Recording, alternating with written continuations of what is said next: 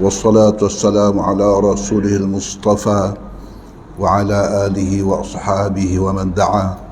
رب اشرح لي صدري ويسر لي أمري واحلل عقدة من لساني يفقهوا قولي. أما بعد.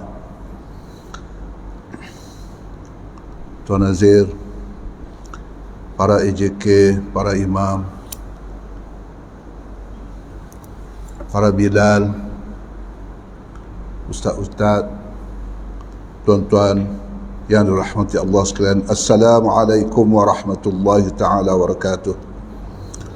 Alhamdulillah, kita memuji dan memuja Allah subhanahu wa ta'ala, Tuhan yang selayaknya dipuji dan dipuja kerana kebesarannya, kerana kekuasaannya dan kelemahan hamba di hadapan Tuhannya. Alhamdulillah, kita memuji Allah Ta'ala kerana telah memberi peluang hidayah dan inayah kepada kita untuk melaksanakan tuntutan ke atas kita terhadap Rabb kita. Dan sebelum daripada agenda utama kita untuk salat pada hari Jumaat yang mulia ini, sama-samalah kita berkongsi insya-Allah di sini beberapa perkara tentang agama kita, tentang din kita, tentang urusan akhirat kita, insya-Allah beberapa minit sebelum daripada azan. Tuan-tuan rahmat Allah sekalian, saya berkongsi insya-Allah pada kali ini dengan tuan-tuan dan puan, iaitulah dalam tajuk Riyadh ataupun taman-taman syurga di dunia. Tuan-tuan rahmat Allah sekalian, selalu kita dengar apa dia taman syurga ni. Raudah ni di mana Raudah? Selalu kita kalau pergi Mekah ni, pergi Mekah Madinah ni nak cari Raudah lah. Raudah tu maknanya taman syurga. Ma baina mimbari wa baiti Raudatun min riyadil jannah. Apa yang ada di antara mimbarku di Masjid Nabawi dengan rumahku, rumah sekarang ni dah kubur kat situ, ialah Raudatun min riyadil jannah, taman syurga. Jadi kalau nak masuk taman syurga ni, masuk Raudah lah. Masuk di antara dua tu lah, dan berebut-rebut lah kita. Tapi taman-taman syurga ni ada satu istilah lagi, ialah apa yang saya kongsikan di sini ialah Riyadhul Jannah ini ialah di muka bumi, bukan saja di makam ataupun di Masjid Nabawi, tapi juga seluruh serata dunia, iaitulah majlis zikr ataupun majlis zikir. Satu hadis daripada Ibn Umar radhiyallahu anhu qala Rasulullah sallallahu idza marartum bi riyadil jannah farta'u. Apabila kamu lalu, sama ada secara kebetulan ke, secara betul-betul ke, dengan riyadul jannah, dengan taman syurga, farta'u, maka hendaklah kamu bersenang lenang, mengambil manfaat dan bersuka hilal, bersuka gembira dengan taman syurga itu. Lalu sahabat tanya, qalu wa ma riyadul jannah, ya Rasulullah, apa yang dimaksud dengan riyadul jannah itu, taman syurga itu, ya Rasulullah? Lalu Rasulullah menjawab, hilaqul zikr, iaitulah halaqah, bulatan-bulatan ataupun perkumpulan-perkumpulan ataupun majlis-majlis zikir. Fa inna lillahi ta'ala sayyaratin minal malaikah yatlubuna hilaqal zikr. Sesungguhnya bagi Allah malaikat yang sentiasa berlegar-legar dan bersiar-siar mencari majlis zikir ini. Fa idza atau alaihim hafu bihim, apabila mereka mendatangi, bila dia jumpa, maka dia melindunginya dengan rahmatnya, dengan sayapnya, dengan kebesarannya ataupun dengan kemuliaan malaikat itu. Tuan-tuan yang rahmat Allah, itulah siapa yang duduk dalam halaqah dzikr atau majlis zikir ini, dia sudah berada dalam riyadul jannah, sama ada sedara pun tidak. Dan hendaklah dia dengan bersenang lenang, suka-suka dan sebagainya, dia akan dapat ganjaran ataupun dilindungi para malaikat. Tuan-tuan dan puan-puan, tuan-tuan dan rahmatullah sekalian, ialah syaratnya kita duduk dalam seperti yang disebut itu, kita bersuka, kita suka, kita redha dengan kita niat yang baik. Ada orang masuk majlis zikir tapi hatinya memberontak, tidak termasuk kerana ini irta'u. Ada orang, maaf cakaplah, nak menyiasat-menyiasat je, nak tengok-tengok aja. Ada juga. Dalam hati, Allah, aku nak keluar pun malu ni. Tak apalah, duduklah. Penuh dengan rasa gundah gulana, dengan geluh kesah, dengan tak suka, benci, apalah. Jadi kalau itu sikap kita, sebenarnya tidak termasuk dalam yang Rasulullah kata irta'u ini. Kita hendak tenang, kita hendak mengambil manfaat, kita kena belajar, kenalah jadilah orang alladzina yastami'una alqaul fayattabi'una ahsanah ulaika alladzina hadahumullah. Hendaklah menjadi orang yang mendengar apa-apa yang baik dan mengambil manfaat daripada qaul-qaul yang baik. Inilah orang yang akan lebih hidayat oleh Allah Subhanahu wa ta'ala. Naam. Dalam satu hadis yang lain, satu kali Rasulullah SAW keluar dan berjumpa dengan para sahabat yang sedang berborak-borak ala halqati min ashabih, maknanya macam kita berborak-borak, bersembang-sembang di atas wakar, tepi jalan, tepi tembok, di padang dan sebagainya. Lalu Rasulullah SAW tanya, faqal ma ajlasakum, pasal apa kau orang duduk sini semua ni? Lalu mereka menjawab, jalasna nadhkurullah wa nahmaduhu ala ma hadana al-Islam wa manna bihi alaina. Kami duduk di sini kerana mengingati Allah, memuji Allah dan bersyukur di atas apa yang telah dihidayatkan kepada kami dalam Islam ini, dan bersyukur atas nikmatnya. Faqal Allahi ma jalaskum illa dhalik, betulkah engkau ni duduk kerana itu saja? Maka mereka kata, wallah ma jalasna illa dhak. Lalu mereka berkata, betul ya, demi Allah kami duduk kerana itu saja. Lalu Rasulullah berkata, ama inni lam astakhlifkum tuhmatan lakum walakinnahu atani Jibrilun yukhbirani anna Allah Ta'ala yubahi bikumul malaikah.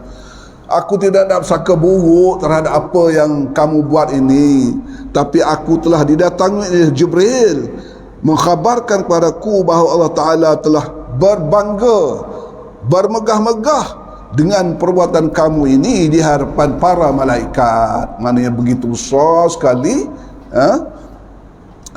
majlis zikir ini, sehingga para malaikat ataupun Allah Ta'ala berbangga dengan majlis ini.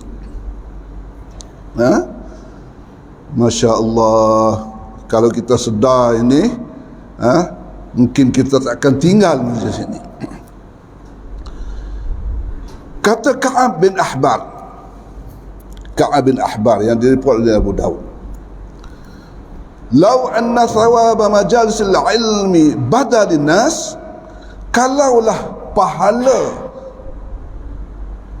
kebajikan daripada majlis ilmu ini ternampak oleh manusia, nyata jelas kepada manusia. Sekarang ni kita ni tak nampak, tak jelas. Kita rasa kecil je, kita rasa benda ni tak ada nilai. Laqtatalu alaih, nascaya mereka ini akan berbunuh-bunuhan, nak rebut tempat dalam majlis ini. Kalau sempit nak juga masuk. Hatta yatrukadhu imarataha, sehingga orang yang berkuasa akan meninggalkan kuasa dia. Maknanya kalau orang ada ofis pun tinggal ofis lah, kalau orang ada kerja pun tinggal kerja lah, kalau orang ada benda pun tinggal pedang lah.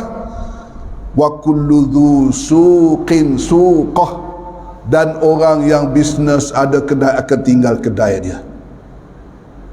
Kita ni terbalik. Tak boleh datang majlis ilmu, tak boleh kuliah kerana ada bisnes, kerana tu. Tuan-tuan yang rahmat Allah sekalian,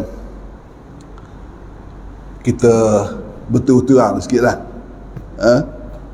Kadang-kadang kita ni, kadang-kadang saya tak datang majlis tu, saya pilih majlis, saya pilih tok guru lain, saya pilih ustaz lain, saya pilih ustaz ni, yang ni ustaz ni kurang, saya nak ustaz.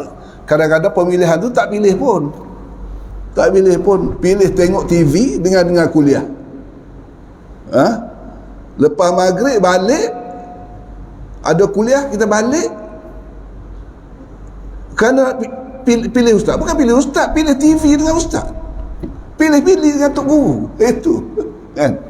Jadi malah saya lebih sikit tu kerana untuk kita sama-sama memperbaiki diri kita. Begitulah kebesaran suatu majlis ilmu itu. Masya Allah.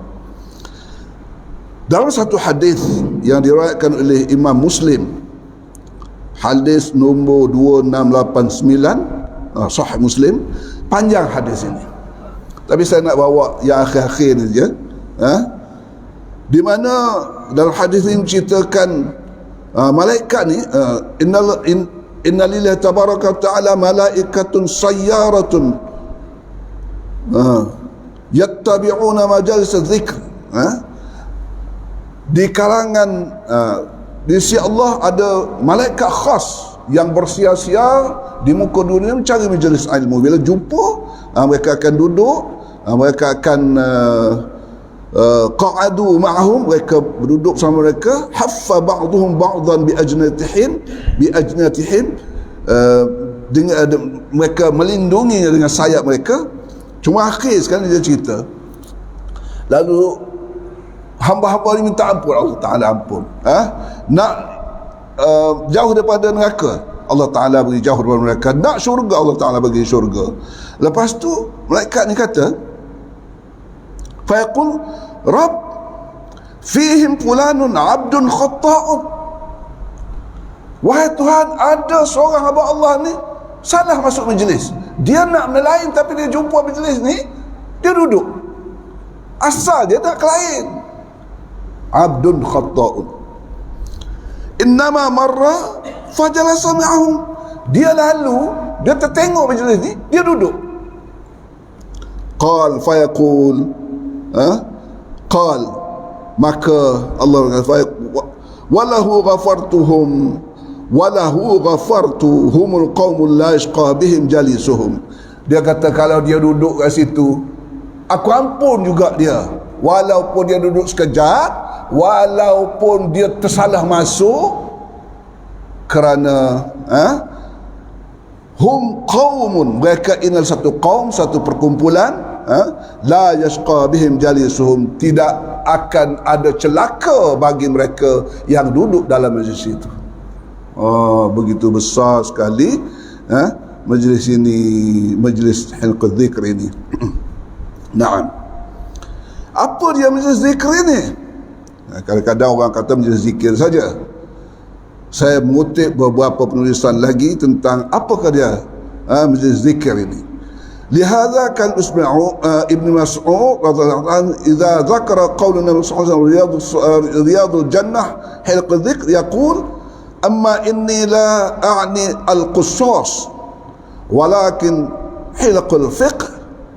Maknanya dia kata bermaksudkan dengan riyadul jannah ini, halqul dzikr ini ialah bukan aku maksudkan kisah-kisah sahaja, tetapi termasuklah juga majlis tafaqquh, majlis ilmu, mengajar. Kerana majlis zikir ni kadang-kadang pada orang dengar majlis zikir subhanallah, subhanallah, alhamdulillah, itu sajalah. Satu kali As-Suwar, Abu Suwar, dia mengajar. Bersama dia ada pemuda. Pemuda ni cakap, mari kita pakat zikir. supaya termasuk dalam bab zikir, termasuk halqa zikr. Maknanya pemuda ni beranggapan kalau mengajar belajar macam ni, belajar ni tidak termasuk. Lalu Ibn Suwar mengherdiknya, wahai hak, jangan kau begini, aku mengajar ni pun sebenarnya ialah majlis zikr. Dan Al-Kharasani menyebutkan majalis zikr, majalis halal wal haram, wa kaifa tashtari wa tabi' wa tusalli wa tasum wa tunkih wa talaq wa isbahu dhalik. Maknanya kita belajar fiqh sama ada buat semayang ke, halal haram ke, jual beli ke, nikah talak dan sebagainya, semua itu disebut sebagai majlis zikir. Mana mengetahuilah kita bahawa segala benda yang mana di dalamnya belajar Islam, membesarkan Allah, mengetahui halal dan haram, tafaqquh fid din, memperingati tazkirah dan sebagainya, termasuklah majlis zikrullah ataupun hilqul zikr yang disebutkan oleh baginda sallallahu alaihi wasallam. Tuan-tuan dan puan Allah, masa pun sudah cukup. Kita bagi masa sedikit untuk Tuan Nazim memberi pengumuman. Jadi saya berhenti setakat ini sajalah. Dan kalau ada sebarang kebaikan daripada Allah Ta'ala, dan kalau ada sebarang kekurangan daripada kekurangan saya sendiri dan kejahilan saya sendiri, saya minta ampun dan maaf. Aqulu qawli hadha wa Assalamualaikum warahmatullahi ta'ala wabarakatuh.